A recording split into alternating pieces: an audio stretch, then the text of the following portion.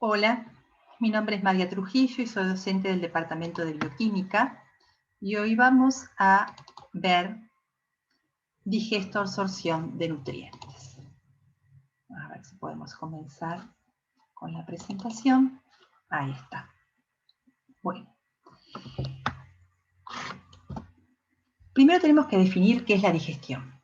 La digestión es la ruptura de los enlaces químicos que existen en los polímeros nutrientes que se encuentran en nuestros alimentos por la acción de enzimas digestivas. Estas enzimas digestivas pueden actuar en la luz, pueden estar ancladas en la superficie del enterocito o pueden encontrarse en el interior del enterocito, es decir, estar en forma intracelular. Y entonces se habla muchas veces de etapas de la digestión. Y algunos alimentos deben cumplir con una etapa de digestión luminal, que ocurre en la luz intestinal, una etapa de digestión de superficie, por enzimas ancladas en el borde del cepillo del enterocito, y también una etapa de digestión intracelular. Pero existen otros alimentos que pueden saltearse alguna de estas etapas, como vamos a ver cuando hablemos de cada alimento en particular. Además de la digestión, tenemos que conocer el mecanismo que permite la absorción de los componentes de estos nutrientes.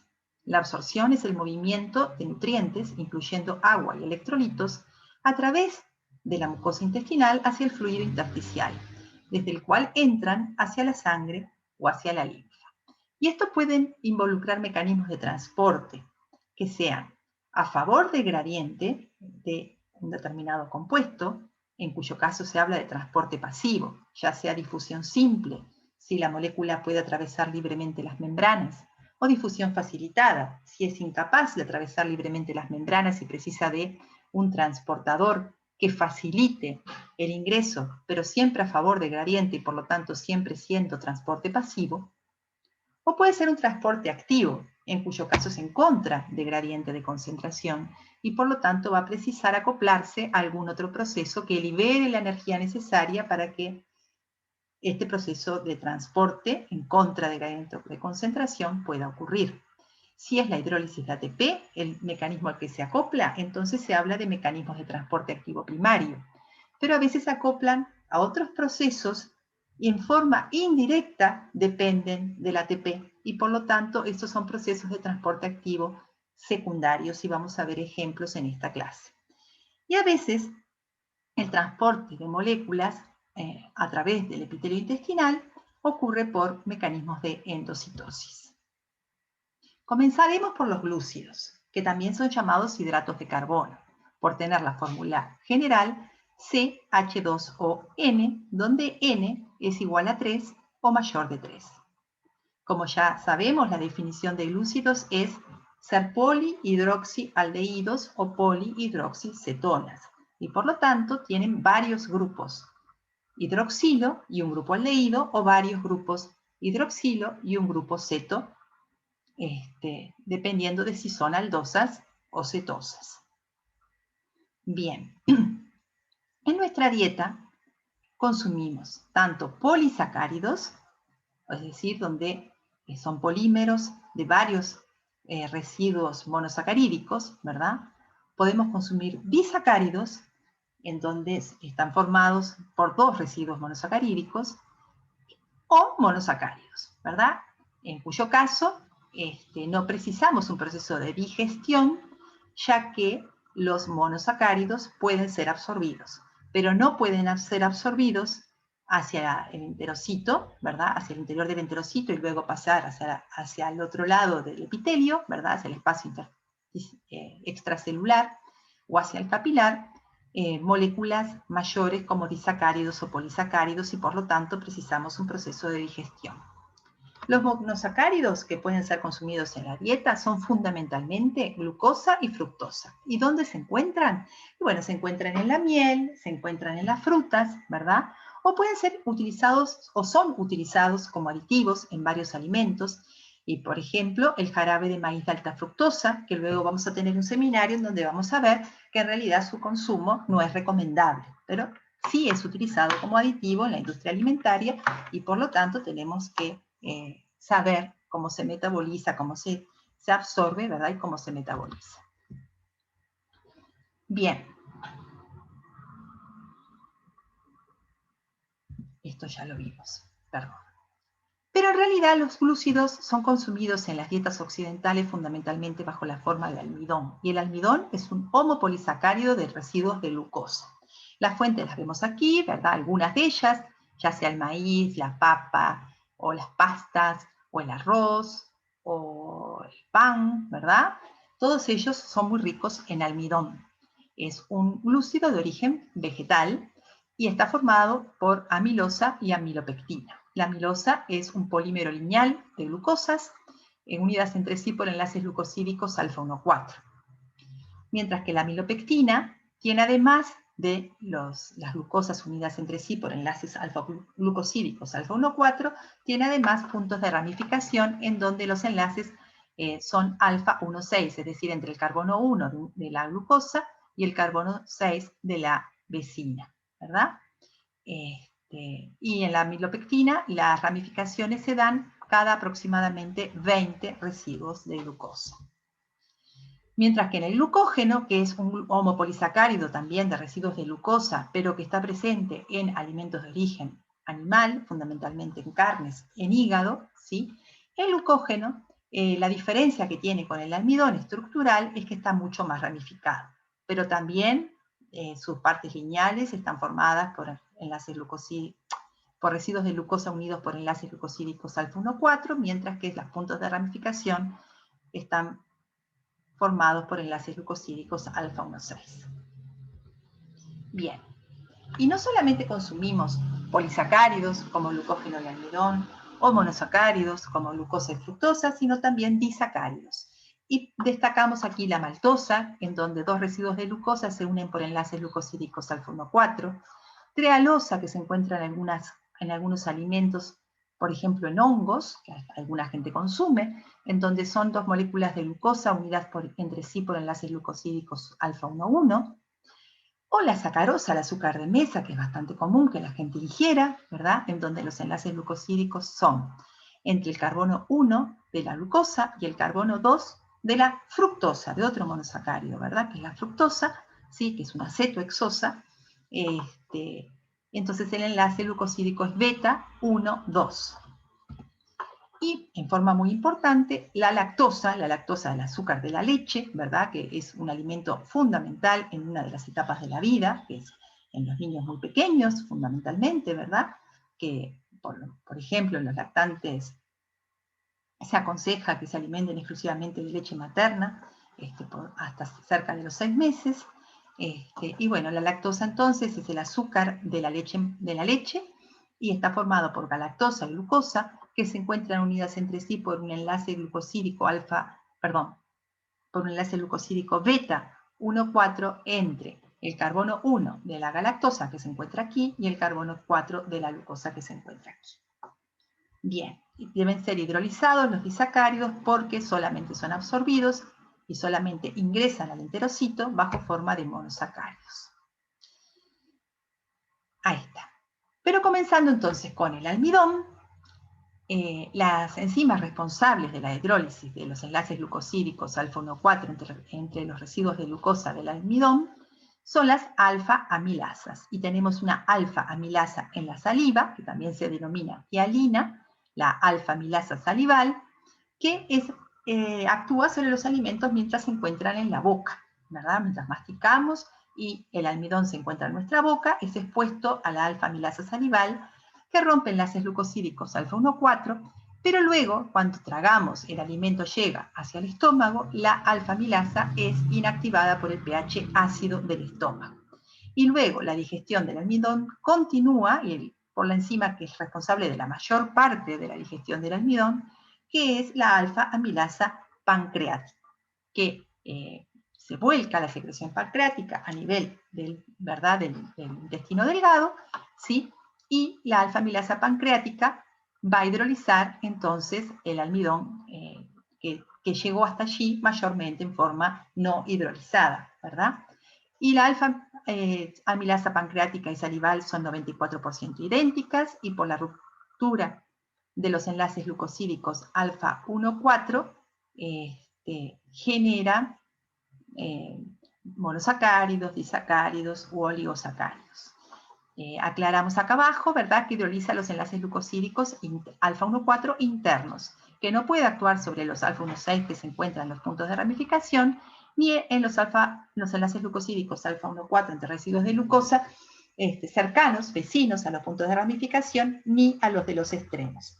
Y por lo tanto, aquí vemos que si la alfa-amilasa pancreática actúa fundamentalmente a nivel indicado por las flechas, como producto de la digestión luminal, porque esta es una enzima que actúa libre en la luz intestinal, se forman maltotriosa, que son estos trímeros de glucosa, destrinas límites, en donde todavía existen puntos de ramificación, maltosas, que son disacáridos, que ya nombramos, que están formados por dos residuos de glucosa, unidos entre sí por enlaces glucosídicos alfa 1,4, y algunos monosacáridos glucosa.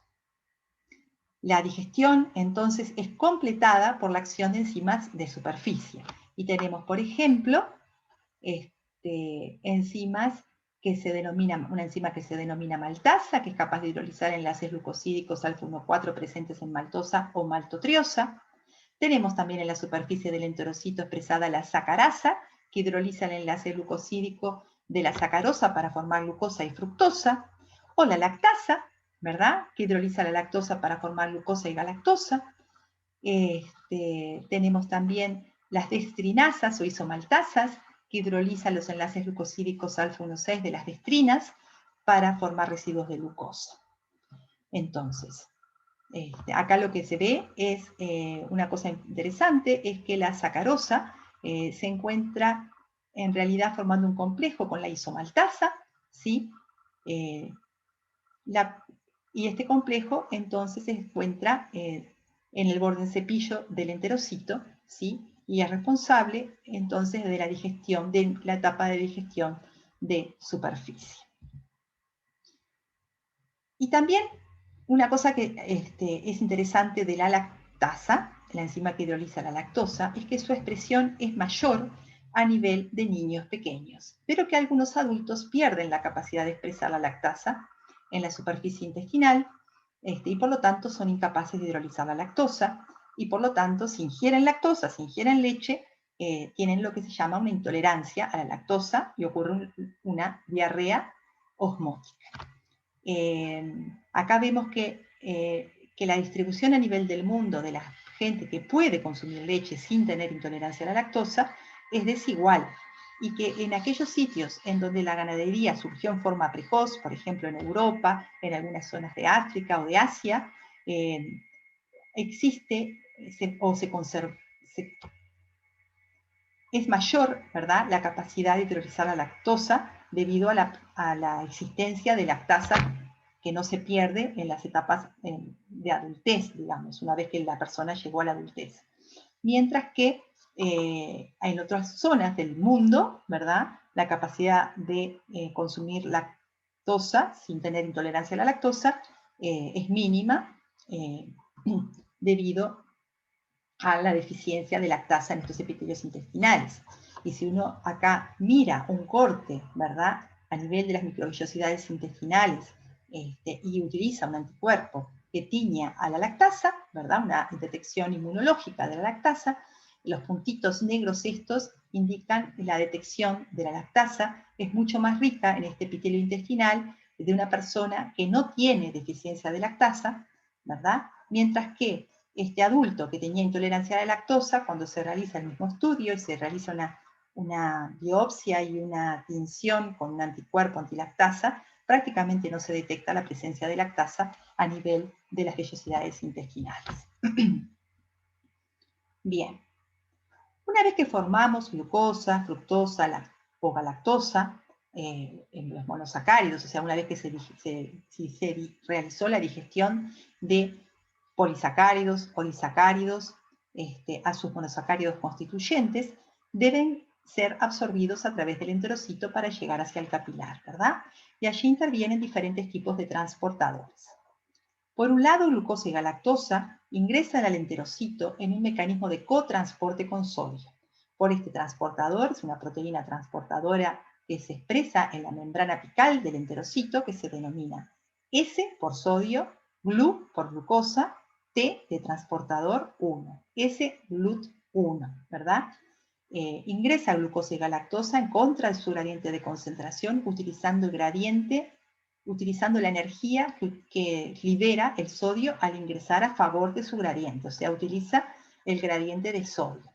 Ustedes saben que el sodio es un ion que a nivel intracelular tiene una concentración muy baja, y esa baja concentración del sodio se mantiene por la bomba de sodio-potasio, que sí precisa ATP, sí hidroliza ATP. Por lo tanto, este mecanismo es un mecanismo de transporte activo secundario, en donde la glucosa o la galactosa, ambos monosacáridos son muy parecidos y compiten por el mismo sitio de unión, ingresan hacia el interior del enterocito, ¿verdad? Al mismo tiempo que ingresa el sodio a favor de su gradiente, utilizando el gradiente de sodio, no hidrolizando ATP en forma directa, pero el gradiente de sodio sí se genera, ¿verdad?, por la bomba de sodio-potasio que precisa la hidrólisis de ATP. Y por lo tanto, este es un mecanismo de transporte activo, porque es en contra del gradiente de concentración para la glucosa y galactosa, pero secundario, porque no hidroliza directamente ATP, sino que utiliza el gradiente de sodio generado por una bomba que sí precisó hidrolizar ATP. La fructosa no puede ingresar por este transportador S-GLUT1, sino que ingresa por difusión facilitada, es decir, a favor de su gradiente, pero en forma facilitada por una proteína transportadora que se denomina GLUT5, que es específica para la fructosa. Y sale del enterocito porque en la membrana vasolateral también existe la expresión de GLUT5. Mientras que glucosa y galactosa salen a nivel de la membrana vasolateral del enterocito por transportador GLUT2.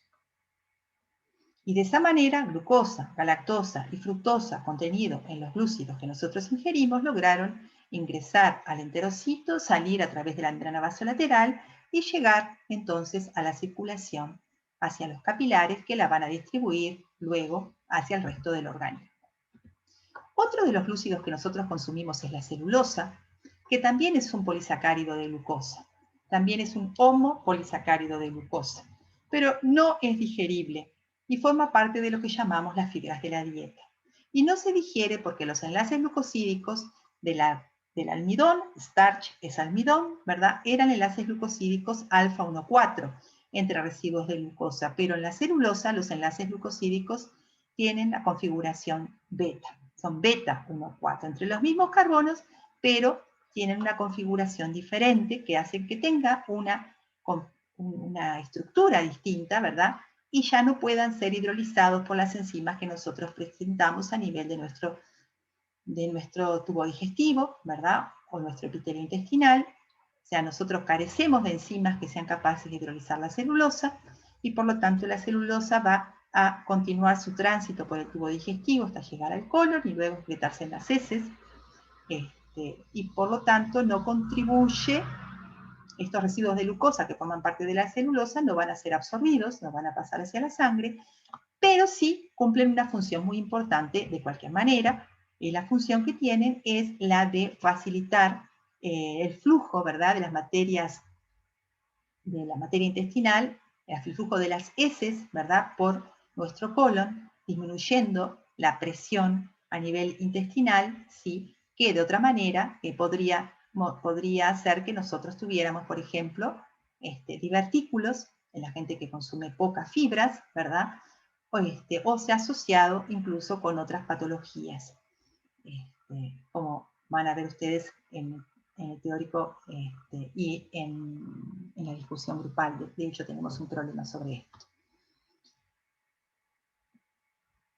Bien.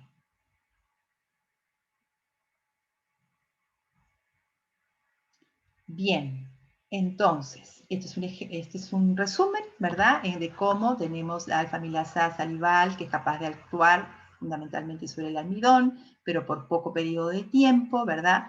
Y entonces el almidón llega y otros alimentos llegan hacia nuestro intestino delgado, en donde actúa la alfa-amilasa pancreática, y es fundamental la secreción de bicarbonato, porque la secreción de bicarbonato hace que el pH ácido que llega en el estómago sea neutralizado, ¿verdad? A nivel intestinal y pueden actuar ya sea la alfa-amilasa pancreática o otras enzimas que recién nombré, ¿verdad? Oligosacaridasas, isomaltasas, etcétera, que se expresan en el borde cepillo del enterocito.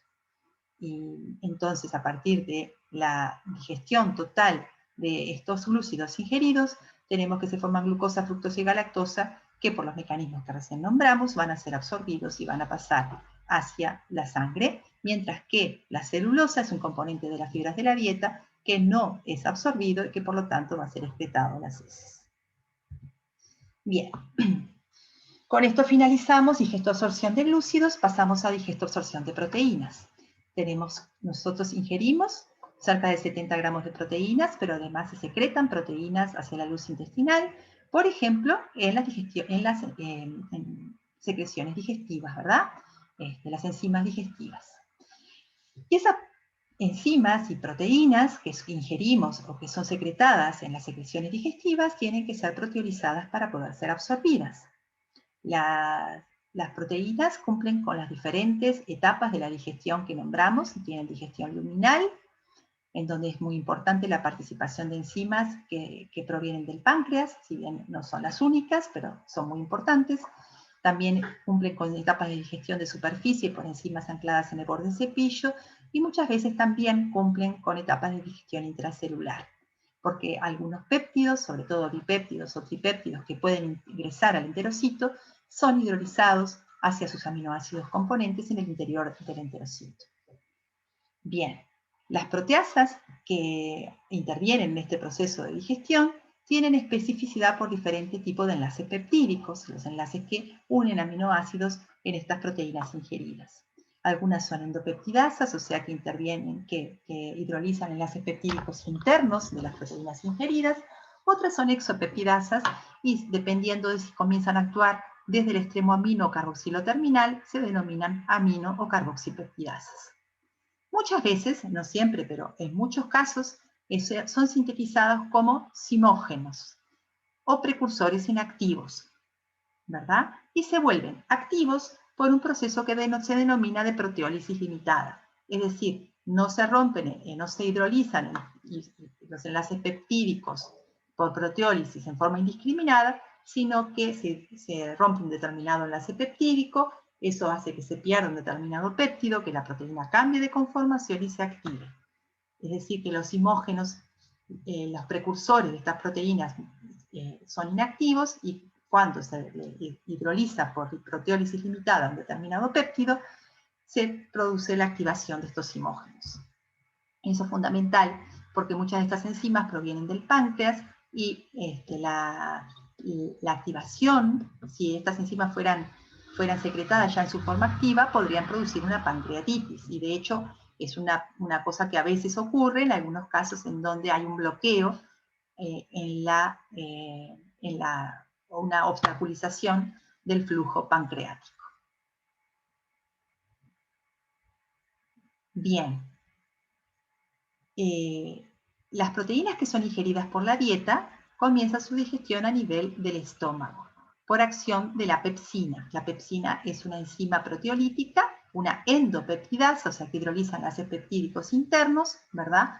Que se sintetiza en el estómago en forma inactiva como pepsinógeno y que es activado, y la activación es por un proceso de proteólisis limitada que hace que se cinda este fragmento de 44 aminoácidos, ¿verdad?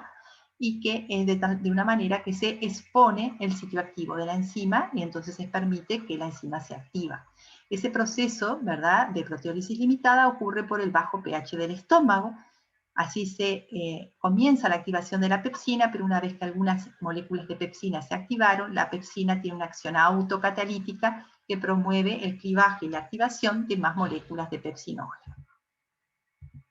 Bien, como vemos acá, las enzimas que intervienen en la digestión de proteínas son enzimas proteolíticas y hay aminopeptidasas, muchas de ellas tienen zinc, requieren zinc, carboxipeptidasas, tenemos enzimas que son endopeptidasas y no solamente exopeptidasas, y dentro de las endopeptidasas Se destacan las serinoproteasas, que son o serinoproteinasas, que son enzimas proteolíticas que dependen para su actividad de residuos de serina.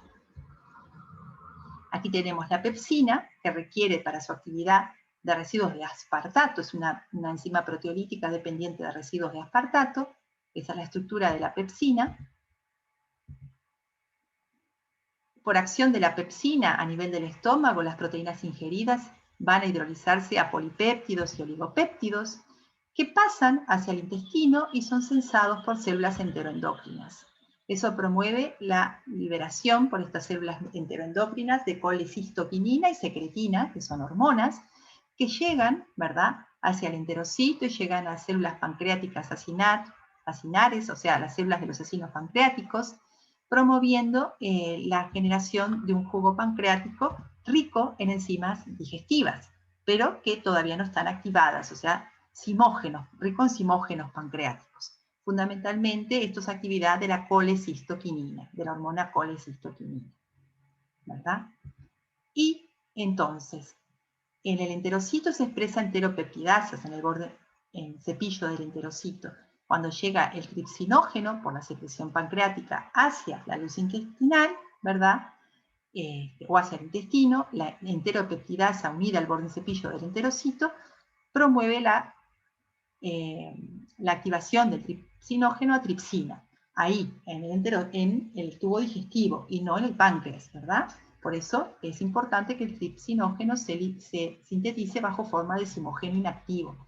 Si se activara en el páncreas, podría desencadenar en una pancreatitis. Y de hecho, hay cierto grado de activación mínima de tripsinógeno que puede ocurrir, y por ello en el jugo pancreático también tenemos una molécula que es un inhibidor de la tripsina, ¿verdad?, que es capaz de unirse a una cantidad limitada de tripsina que pueda ser generada, evitando entonces que ocurra esta pancreatitis por activación de la tripsina. O sea, si se activan algunas moléculas de tripsina, el inhibidor de la tripsina que se encuentra en el propio jugo pancreático la neutraliza. La tripsina, una vez generada en cantidades importantes, es capaz de catalizar su propia transformación de más tripsinógeno en tripsina, ¿verdad? Y cataliza la transformación del resto de los simógenos pancreáticos, quimiotripsinógeno en quimotripsina, prolactasa en elastasa, procarboxipeptidasa en carboxipeptidasa. Bueno, esto ya lo vimos, ¿verdad? Cómo las proteínas ingeridas son desnaturalizadas en el estómago, el pH ácido promueve que el pepsinógeno se transforme en pepsina y a su vez la pepsina autocataliza la transformación de más pepsinógeno y actúa sobre proteínas desnaturalizadas transformándolas en polipéptidos y oligopéptidos que favorecen la activación y la liberación de colecistoquinina, la hormona que hace que el páncreas sintetice un jugo pancreático rico en enzimas digestivas.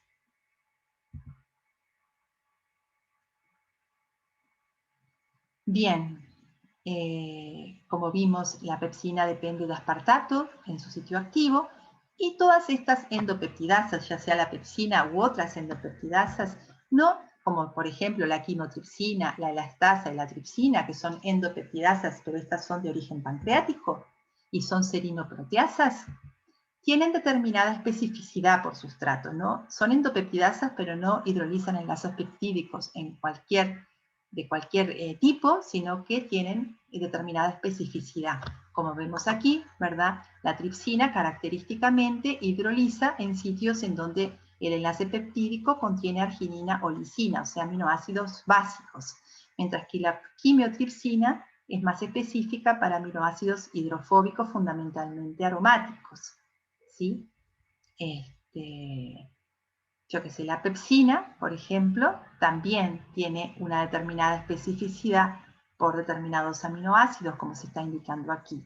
Es decir, que la acción de múltiples de estas enzimas son las que permiten la digestión de las proteínas, ¿verdad?, hacia aminoácidos libres que pueden ingresar por mecanismos de transporte de aminoácidos hacia el enterocito, ¿verdad?, que en muchos casos son dependientes de sodio, y algunos péptidos.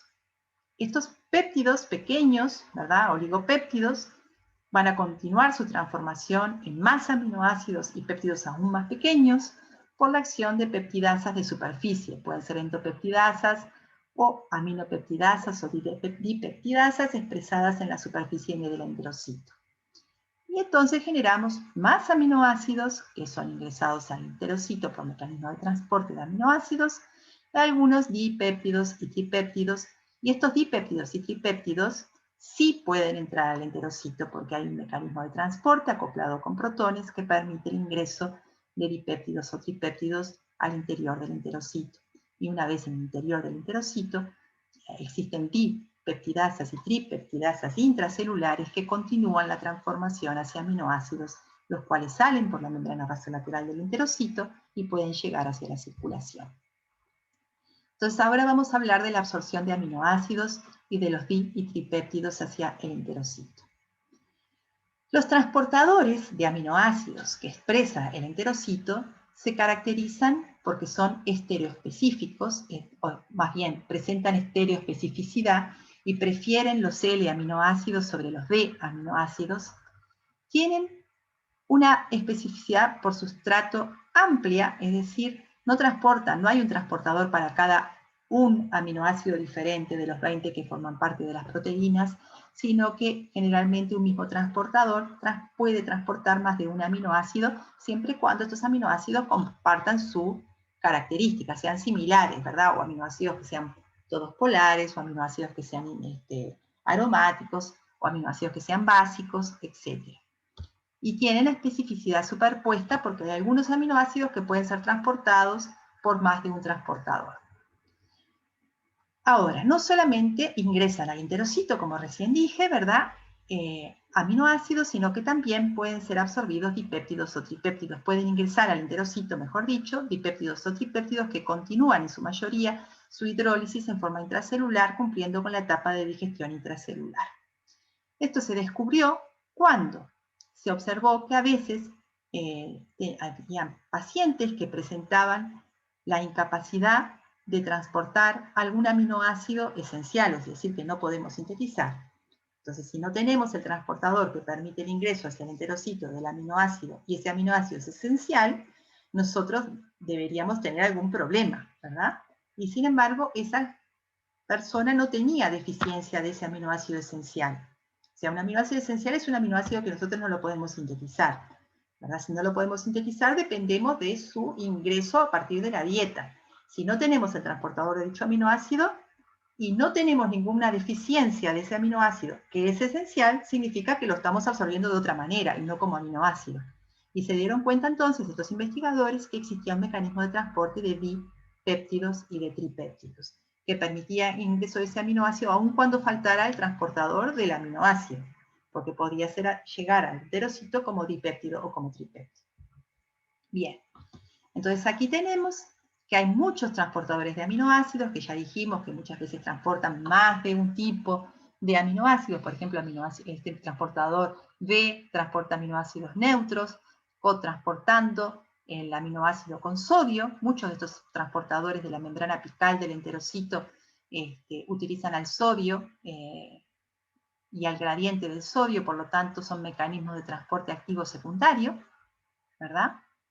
No todos, pero la mayoría. Algunos transportadores transportan aminoácidos ácidos, por ejemplo, otros transportan aminoácidos básicos, ¿verdad? Y luego tenemos el transportador que se denomina PEPT1, que es un transportador de di o de tripéptidos. Y que lo que hace, como vemos acá, es transportar en el mismo sentido el dip o tripéptido en conjunto, en un cotransporte, ¿verdad? Sin porte, o sea, en el mismo sentido, con protones. El protón quiere ingresar, o más bien ingresa a favor de su gradiente, ¿y quién es el que genera este gradiente de protones? Lo genera este intercambiador sodio-protón, que ingresa sodio, ¿verdad? Y saca de las células protones, ¿verdad? El sodio Ingresa porque presenta un gradiente que es mantenido por la bomba de sodio-potasio que hidroliza ATP. Entonces, en forma indirecta, este gradiente de sodio, que a su vez genera el gradiente de protones, que a su vez ingresa a favor del gradiente favoreciendo el ingreso de péptidos, indirectamente precisa de la hidrólisis de ATP, pero no es directo y por lo tanto es un mecanismo de transporte activo secundario, como dice aquí, ¿verdad? Es secundariamente activo. Bien.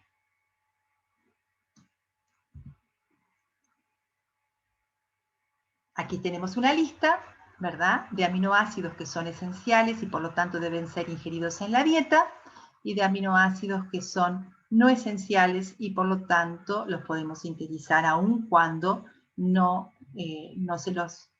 los ingeramos, ¿verdad?, como componente de las proteínas que consumimos.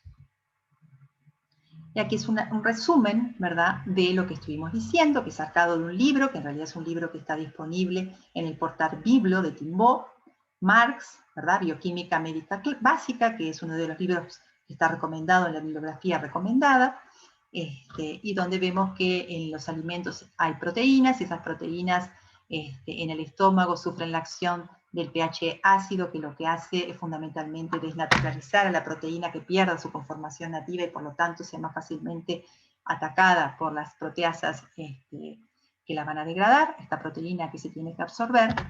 Y además en el estómago existe la liberación y la activación de la pepsina, que actúa sobre esta proteína para formar péptidos, y esos péptidos van a ser degradados fundamentalmente a péptidos más pequeños, a tripéptidos y algunos aminoácidos por acción de las proteasas que llegan desde el páncreas como simógenos inactivos, pero que son activados por el mecanismo que nosotros acabamos de ver, ¿verdad?, en el tubo digestivo. Y a su vez tenemos también proteasas al nivel del epitelio en cepillo, como algunas aminopeptidasas, ¿verdad?, o dipeptidasas que se expresan en el borde en cepillo del enterocito. Y entonces, como resultado de toda esta etapa de digestión luminal y de superficie, se generan aminoácidos di y tripéptidos. Los aminoácidos ingresan al enterocito por transportadores de aminoácidos, muchos de ellos son dependientes de sodio, y luego salen por diferentes otros transportadores hacia el espacio extracelular y hacia el capilar, mientras que los dipéptidos y tripéptidos también pueden ser absorbidos, ¿verdad?, por un mecanismo de cotransporte con protón que vimos recién, y luego van a ser degradados por proteasas intracelulares y esos aminoácidos salen por la membrana vasolateral por otros mecanismos, por otros sistemas transportadores. Algunas proteínas en los niños pequeños, ¿verdad?, pueden ingresar por procesos de endocitosis al enterocito, ¿verdad? Es una endocitosis que luego puede ser la proteína esta que ingresó degradada, o algunas veces puede, por un mecanismo de transporte rodeado de membrana, ser liberado y llegar a ser torrente sanguíneo. Y eso ocurre, por ejemplo, con algunas gamaglobulinas de la leche materna, porque el epitelio intestinal de los niños pequeños no alcanzó su madurez, pero en el intestino delgado maduro sano, ¿verdad?, esto puede ocurrir en forma muy limitada, ¿verdad?, en general no ocurre, y si ocurre la absorción de pequeñas cantidades de proteínas, se podría generar una respuesta inmune y la intolerancia a dicha proteína. Bien.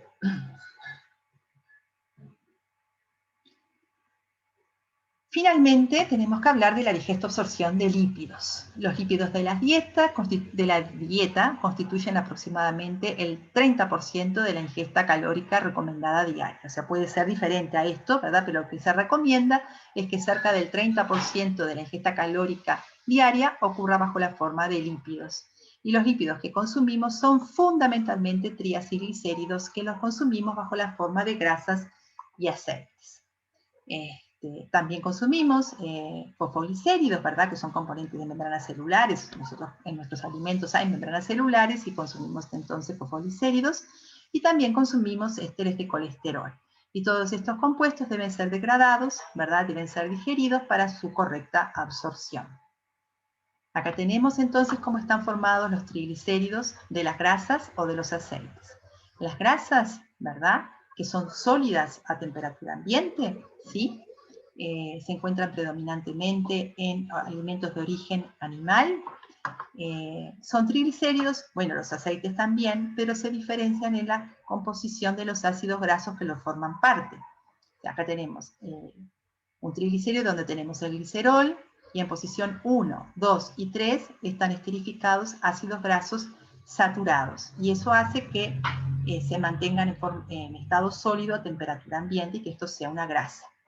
Mientras que en los aceites, el ácido graso que se muestra aquí, ¿verdad?, como plegado, es un ácido graso insaturado, ¿verdad?, y eso hace que tenga mayor probabilidad de mantenerse en estado líquido, ¿verdad?, como aceite, fluido, a temperaturas mayores, a temperaturas menores, perdón, ¿verdad? A temperatura ambiente los aceites son líquidos y es por la presencia de ácidos grasos insaturados, ¿verdad?, ya sea monoinsaturados o poliinsaturados.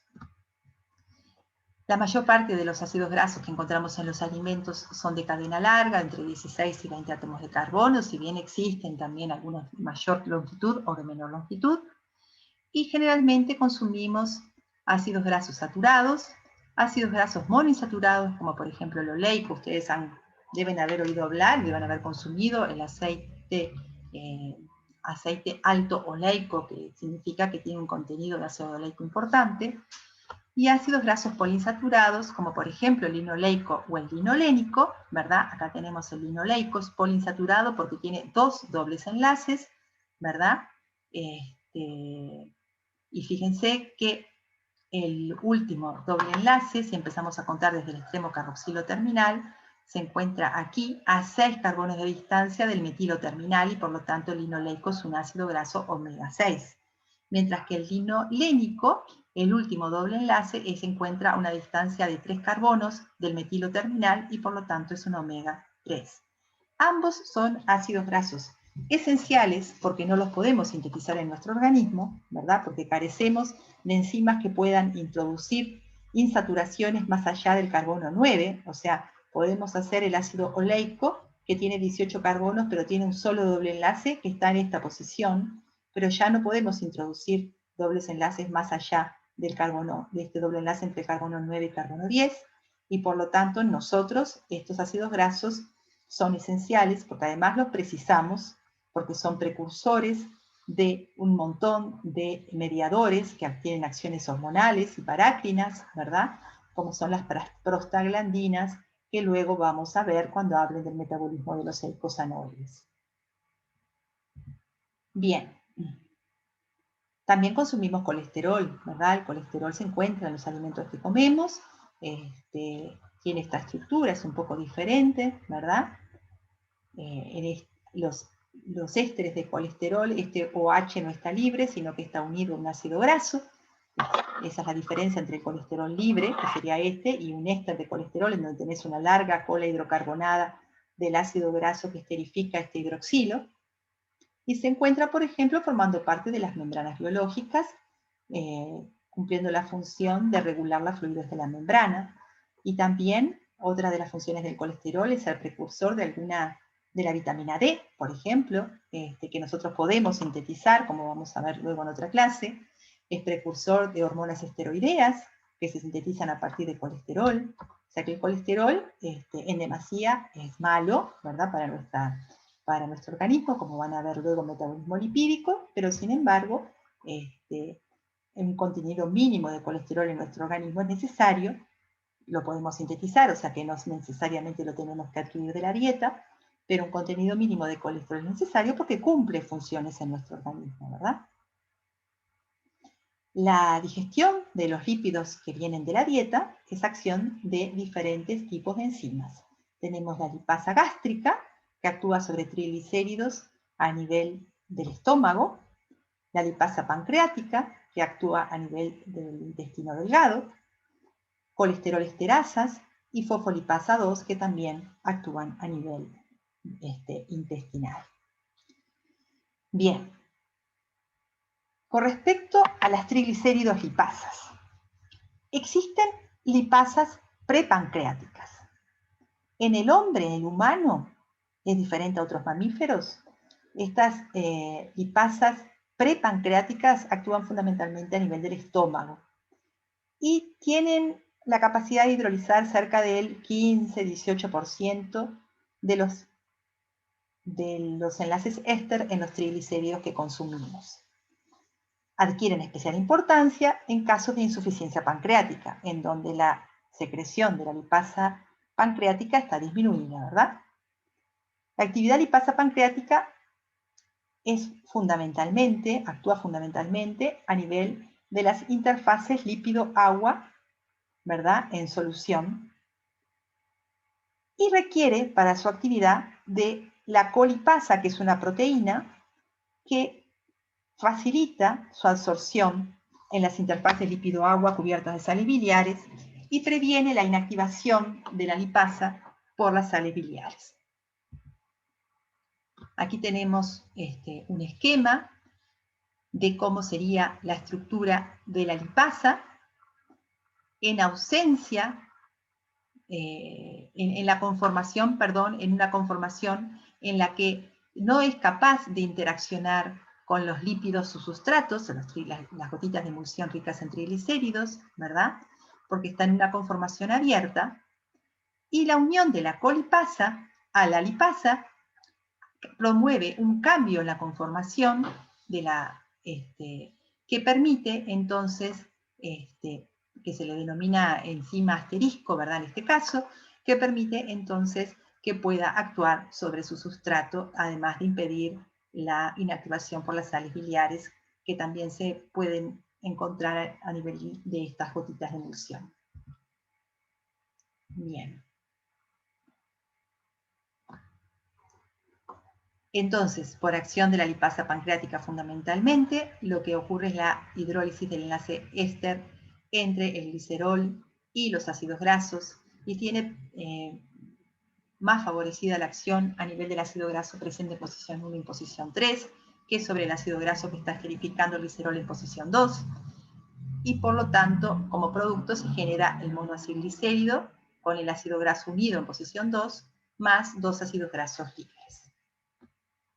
Entonces, la lipasa gástrica, ¿verdad?, actúa sobre las grasas que nosotros consumimos, liberando algo de monoacilglicérido, algún ácido graso y acilglicéridos. Llega hacia el intestino, además la motilidad, ¿verdad?, del estómago y la motilidad intestinal, ¿verdad?, hacen que se formen gotitas de emulsión cada vez más chiquitas, y sobre estas gotitas de emulsión es que actúa la lipasa pancreática, que es la que lleva a cabo la mayor parte de la digestión de triglicéridos, porque dijimos que esta otra, la lipasa gástrica, más o menos hidroliza cerca de un 15% de los triglicéridos, pero el otro 85% lo hidroliza en condiciones normales la lipasa pancreática. Precisa de la colipasa, que es otra proteína que proviene de la secreción pancreática y que debe ser activada por un proceso de proteólisis limitada, como el que hablamos recién, por ejemplo, para el tripsinógeno, etcétera, ¿verdad? La colipasa se sintetiza como un precursor inactivo y es activada por la tripsina. No la lipasa no precisa de esta activación, pero sí la colipasa, que es la que va a favorecer la acción de la lipasa sobre estas gotitas de emulsión. Bien, porque dijimos que la lipasa, si no, se le dificulta, ¿verdad?, la accesibilidad a su sustrato, fundamentalmente cuando en estas gotitas de emulsión se encuentran las sales biliares que inhiben la acción de la lipasa. Y como productos se generan entonces monoacilglicéridos, ácidos grasos, que son más hidrofílicos, son moléculas anfipáticas. Los triglicéridos son hidrofóbicas, pero los productos que se generan, ácidos grasos y monoacilglicéridos y diacilglicéridos, son más hidrofílicos y son incorporados entonces en micelas.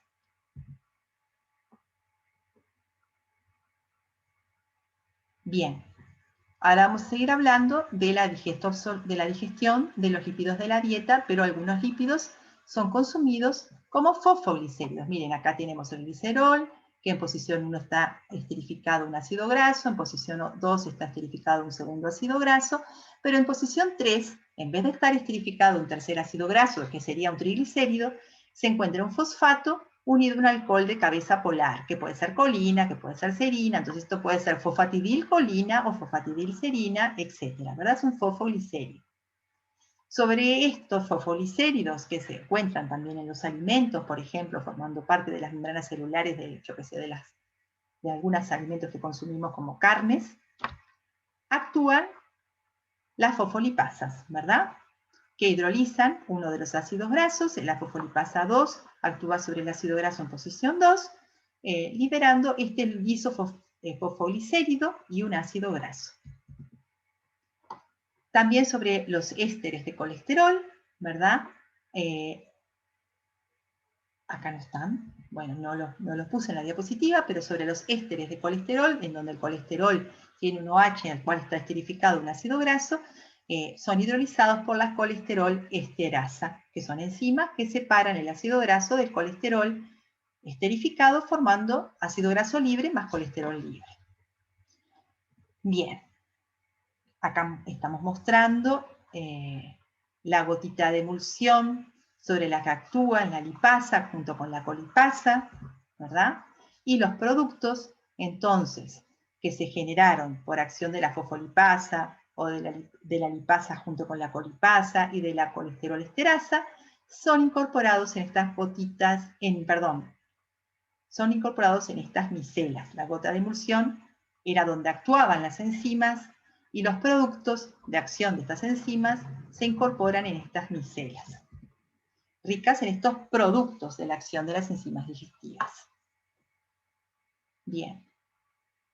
Esas micelas lo que permiten es la llegada de los productos generados por acción de la lipólisis cerca de la superficie del enterocito.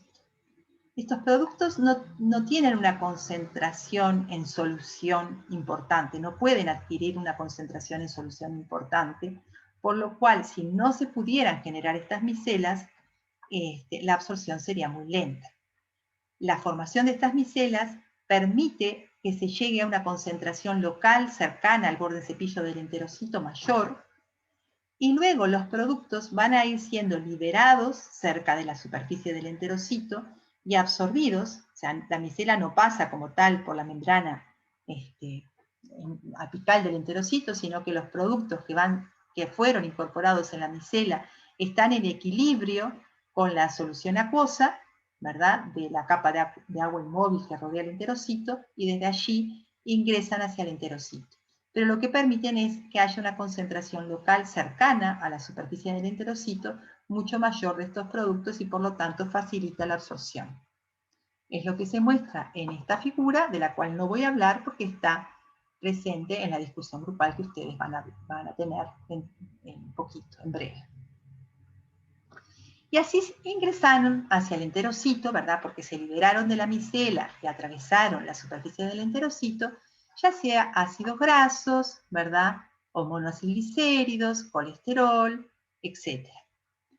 Pero los triglicéridos necesitan, para poder llegar luego hacia la circulación, ser reesterificados en triglicéridos en el interior del enterocito. Para ello, los ácidos grasos deben ser activados a acil-coenzima A, o sea, unidos el ácido graso con la coenzima A en un proceso que requiere la hidrólisis de ATP, ¿verdad? Y esos grupos acilo unidos a la coenzima A, o sea, transportados por la coenzima A, son los que van a ceder el grupo acilo, el ácido graso, hacia el monoacilglicérido para formar diacilglicérido y luego triacilglicérido, y los triacilglicéridos se unen a apoproteínas y a otros lípidos para formar una lipoproteína que se denomina kilomicrón, que es la lipoproteína que transporta, primero por la linfa y luego llega a la circulación, los lípidos que son ingeridos, o sea, que provienen de la dieta. La formación de kilomicrones, que luego primero van hacia la linfa y luego la linfa se vuelca en la sangre, ¿verdad? Este es un proceso complejo en donde intervienen varios compartimentos celulares, ¿verdad? En un proceso de transporte rodeado de membranas, interviene el retículo endoplásmico liso, el retículo endoplásmico rugoso, varias proteínas transportadoras, el Golgi, ¿verdad?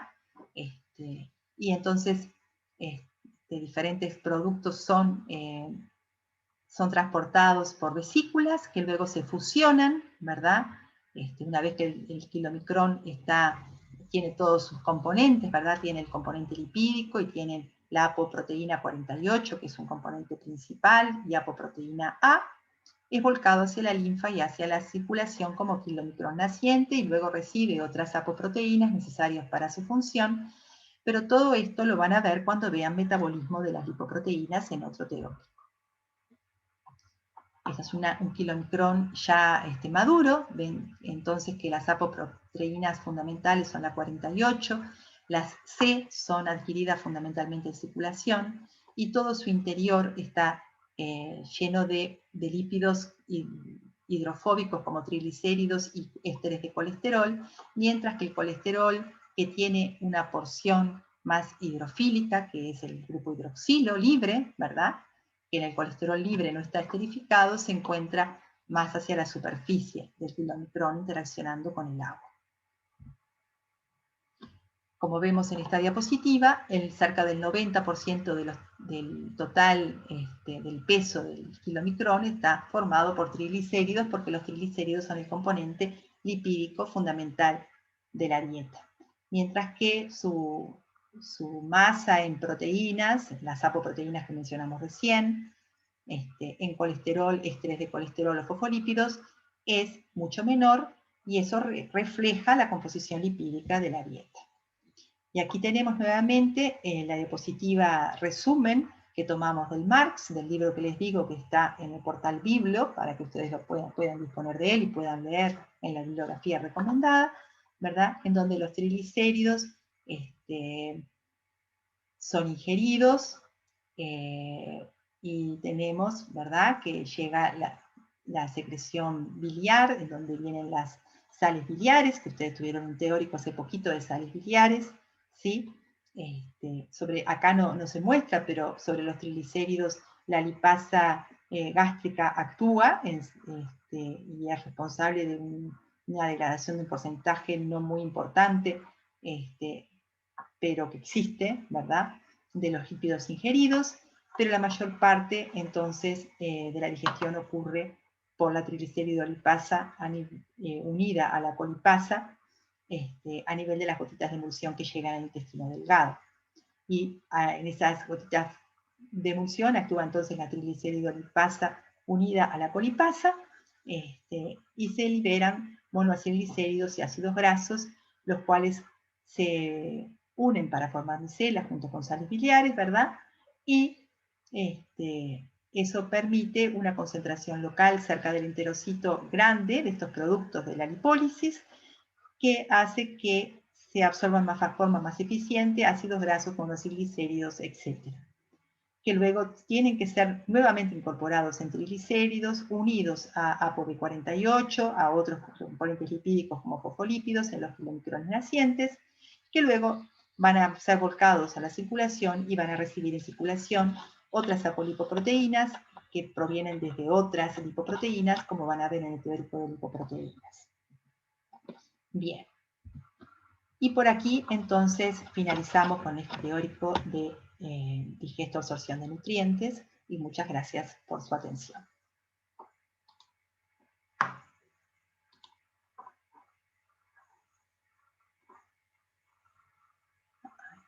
A ver.